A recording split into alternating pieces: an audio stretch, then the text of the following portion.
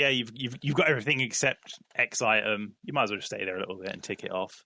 And See, I do sympathize for those players that are like, I'm this many dry on a drop. Like that does genuinely yeah, suck. yeah. And when you look at other MMOs, we're not going to necessarily go too deep in this. There are other drop systems out there that could be looked at to the point where it would make it so that it's easier to get the fun new toys and such in RS, but at the same time, there'd have to be a fundamental shift in terms of how the community saw drops, which I think is something that Mod Jack touched on in one of his live streams earlier this year. Would require that huge shift. And I personally, in terms of what I watch, and be interesting to hear your perspective on this, if the community would be willing to, in effect, look at drops differently. And I feel like we can kind of lean into that a little bit here because you've worked on drop tables before and you're an RS player. Do you like it how it is? And you're free to, of course, not answer this, but are you comfortable with how this is as a player?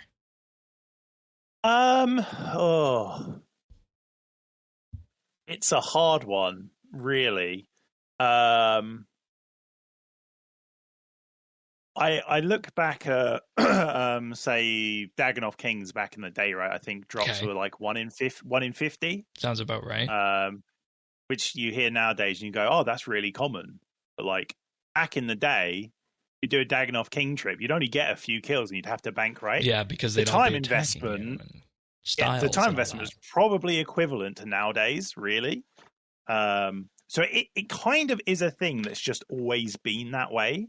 Obviously you have some examples, like you have Glacors, right, which drop the shards of Armadil. Yeah. And I enjoy doing Glacors. I remember on release they were so much fun. And I think part of that came from you had a consistent thing to get, being the shards and the staff, right?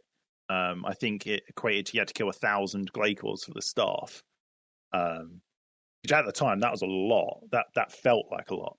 And I think it was one of the first Slayer creatures out there too that had that level of mechanic to it as well, how it fragmented and you had to pick and choose which one you'd take out first, which was neat. Yeah, I think at the time it might not have even been a Slayer creature technically. I think it might have just been what I suppose you'd call today a mini boss.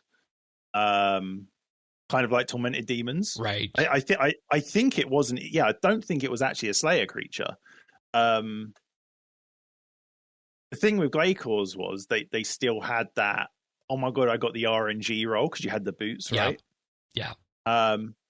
So I think there's some middle ground where you could have bosses that have both a consistent thing and you have an RNG component in there.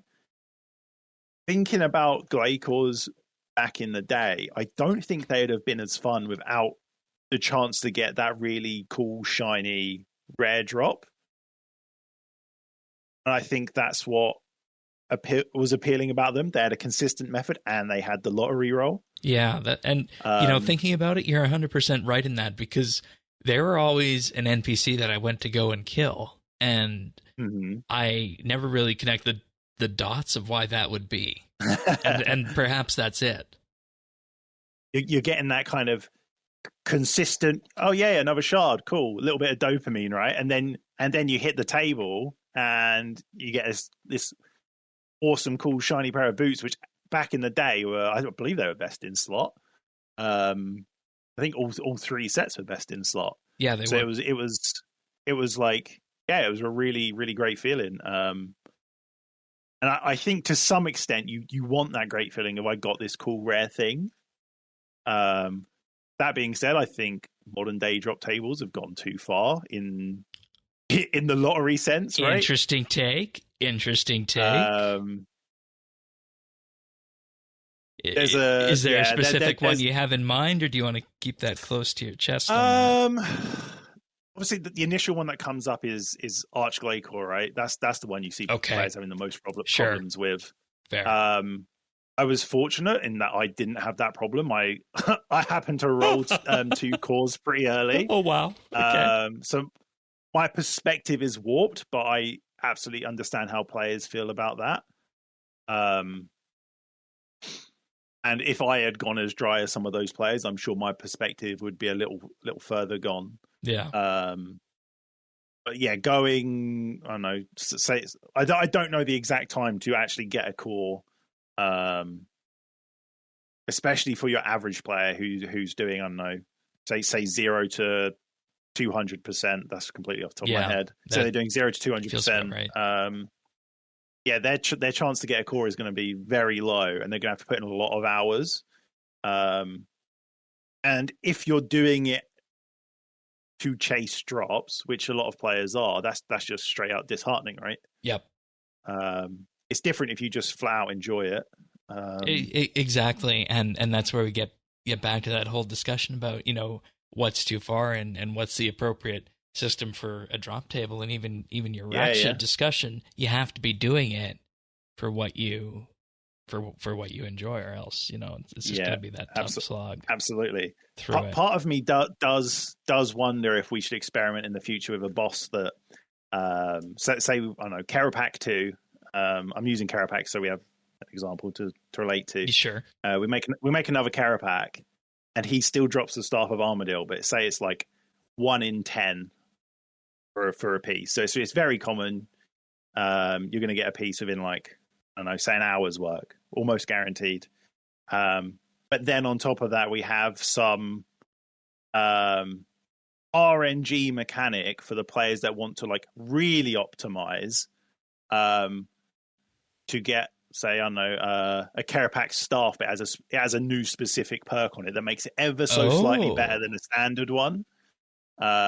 Say you could roll a Kerapac staff that happens to have 1% crit chance on it, right? That'd be interesting. And that would be the best version of it. You could have one that has, I don't know, 1% damage instead, but the crit one, for whatever reason, is better. So in effect, have like a base version and then a trimmed version with some other. Correct. Yeah. The way I'm thinking, I'm kind of equating it to like shiny Pokemon. Like, yes, that's a very good example.